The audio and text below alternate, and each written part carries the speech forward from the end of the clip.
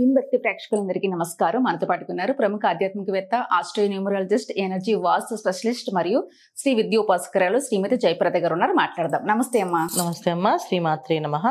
అమ్మ, కొత్త సంవత్సరం వచ్చేస్తుంది. అందరికీ న్యూ ఇయర్ వచ్చేస్తుందంటే చాలా హ్యాపీగా ఉంటుంది. తర్వాత వచ్చే క్వశ్చన్ ఏంటంటే, ఈ ఇయర్ మనకి ఎలా ఉంటుంది?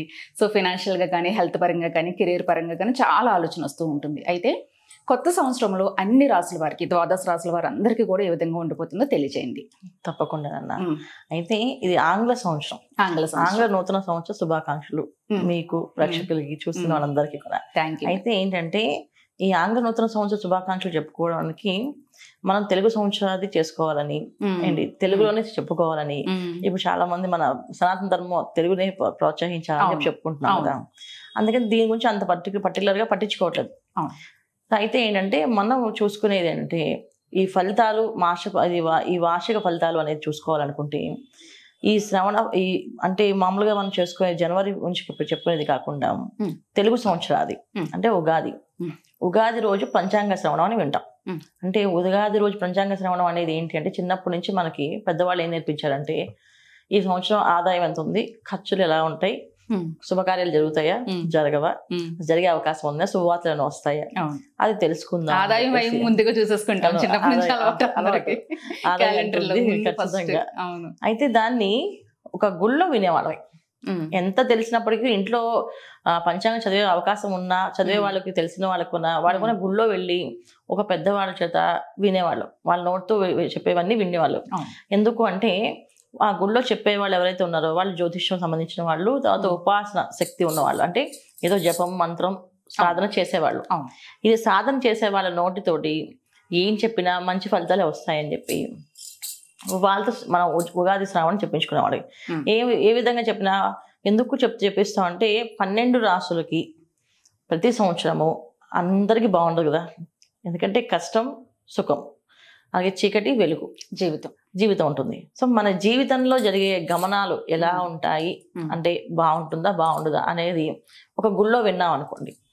ఆ గుళ్ళో వినడం వల్ల అక్కడున్న శక్తి, పాజిటివ్ ఎనర్జీ వల్ల ఒకవేళ చెడు ఫలితాలు ఉన్నాయి విన్నా, అక్కడ ఆ ఫైనల్ గా పంచాంగం అయిపోయిన తర్వాత ఆ దేవుడి దగ్గరికి వెళ్ళి నమస్కారం చేసి, స్వామి మాకు ఈ జీవితం ఈ సంవత్సరం అంతా బాగుండేలాగా అనుగ్రహించు, ఈ పంచాంగం ఇలా ఇప్పుడు చెప్పారు, వీళ్ళకి బాగుండదంట, మాకు ఈ రాశి వాళ్ళకి బాధని చెప్పారు, సో మాకు బాగుండేలాగా దీవించండి అని గుళ్ళో ప్రార్థన చేసి వస్తే భగవంతు తదాస్తు అంటారు.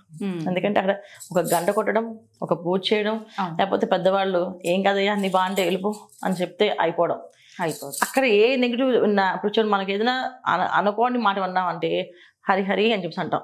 ఎందుకు అంటే దోషం ఆ దేవుడి దగ్గరికి వెళ్ళిపోతుంది, మనం చేసింది కాదు, మనది విన్నది కాదు అని చెప్పేసి.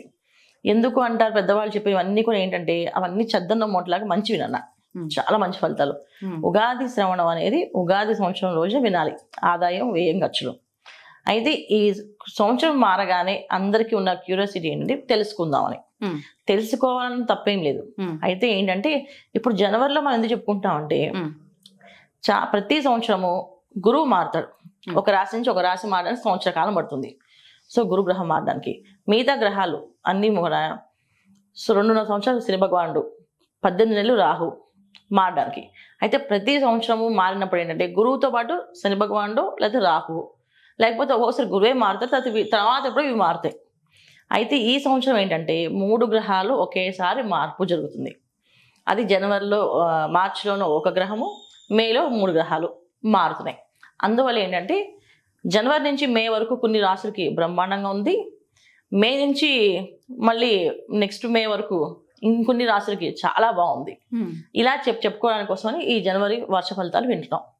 అయితే ఇవి విన్నంత మాత్రాన ఇలా బాగాలేదు అంటే బాగాలేదని కాదు, బాగుంది అంటే బ్రహ్మాండంగా ఉందని కాదు.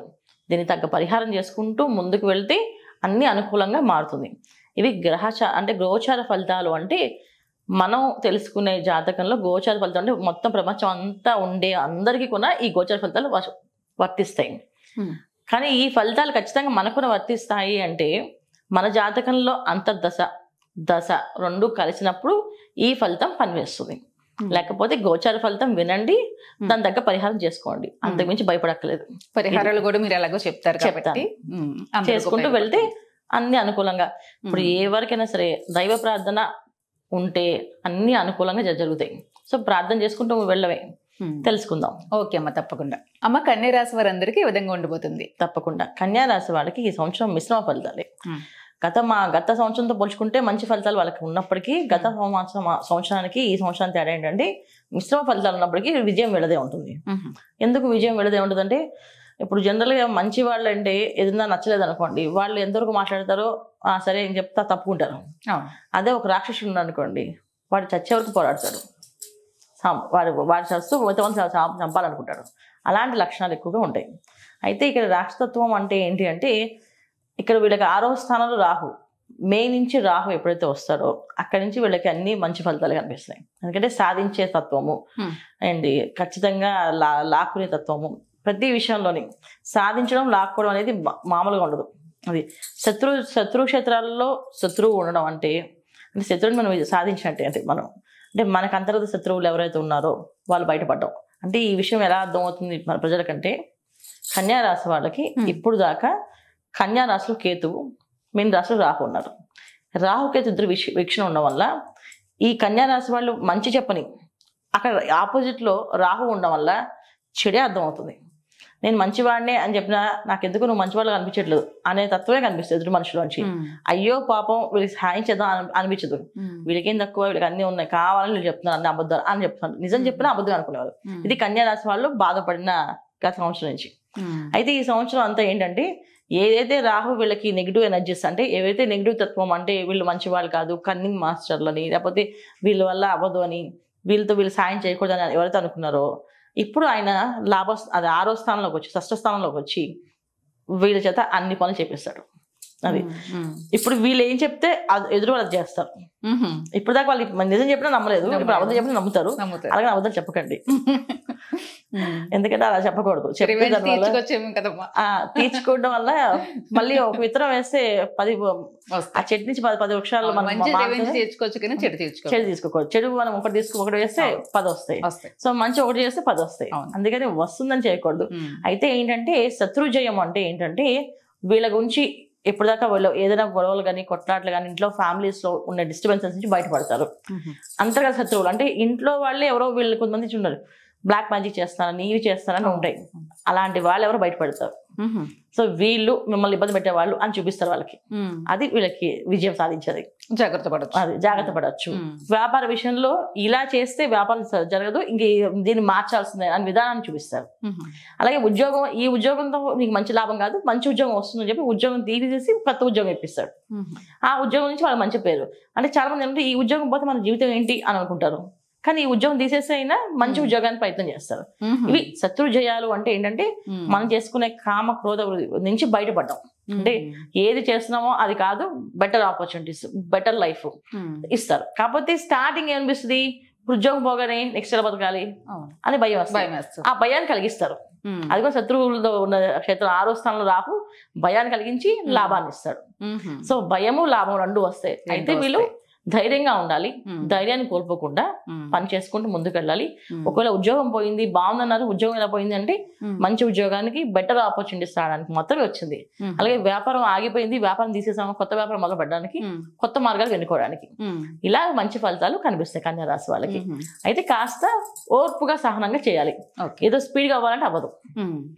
అయితే వీళ్ళు చేసుకోవాల్సిన పరిహారం చెప్పండి. పరిహారం ఏంటి అంటే, విష్ణు సహస్రనామం చదవడం. ఎందుకంటే ధైర్యంగా ఉండాలి, ఏదైనా ఎదిరించాలి. అప్పుడు విష్ణు సహస్రనామం పారాయణ చేయడం, పొద్దున్న 6 గంటలకి సాయంకాలం 6 గంటలకి వినడము, చదవడం. రాకపోతే వినండి, వస్తే చదవండి. చక్కగా చదివితే ఏంటంటే మన శరీరం అంతా శుద్ధి అవుతుంది, పాజిటివ్ ఎనర్జీ అవుతుంది, పాజిటివ్ ఆరా డెవలప్ అవుతుంది మన చుట్టూ. అప్పుడు అన్ని పనులు విజయం సాధించగలుగుతాం ఈజీగా. క్షేత్ర దర్శనం, తిరుపతి దర్శనానికి వెళ్దాం. వెళ్ళేటప్పుడు కాళ్ళు అడిగిన వెళ్ళండి, 7 కొండలు ఎక్కండి, లేదా శ్రీవారి మెట్టు ఎక్కండి, ఏదైనా సరే మెట్లు ఎక్కి దర్శనం చేసుకోవడం. సాధారణ దర్శనానికి వెళ్ళండి, విఐపి బ్రేక్ దర్శనానికి వెళ్ళకండి. సాధారణ దర్శనానికి వెళ్ళడం వల్ల మీకు మంచి ఫలితాలు, సత్ఫలితాలు కనిపిస్తాయి. సో ఇలా చేసుకుంటే చాలా ఉత్తమ ఫలితాలు. తిరుపతి దాకా వెళ్ళామండి అంటే ప్రతి శనివారం వెంకటేశ్వర గుడికి వెళ్ళండి, వెళ్ళి దర్శనం చేసుకోండి. అప్పుడు ఆయన దారిస్తాడు తిరుపతి రావడానికి, వెళ్ళే దారి చూపిస్తారు కదా. అవును, అంతే. చాలా వివరంగా చెప్పారమ్మా. అంటే లైఫ్ ఏంటో తెలిస్తే నిజంగానే జాగ్రత్త పడవచ్చు. అది తెలియక చాలా మందికి పాడవుతున్నాయి లైఫ్ లో. మంచి రెమెడీ కూడా చెప్పారమ్మా. నమస్తే. నమస్తే అమ్మా. శ్రీమాత్రే నమః.